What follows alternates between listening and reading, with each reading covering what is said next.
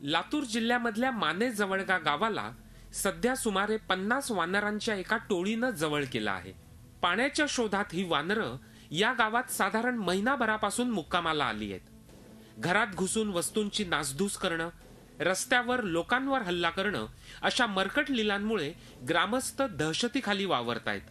त्यामुळे या वानरांना हुसकावून लावण्यासाठी गावातले तरुण दिवस रात्र हातात लाठ्या काठ्या घेऊन गस्त घालतायत।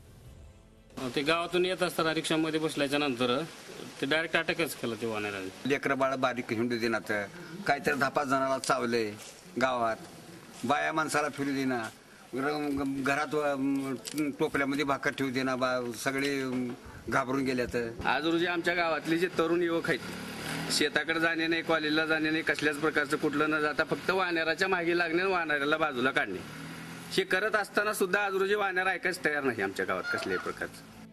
वानरांच्या धुमाकुळाने गावकऱ्यांना अगदी जेरीस आणलं आहे।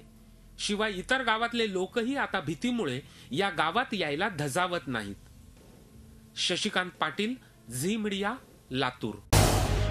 झी 24 तास रहा एक पाऊल पुढे।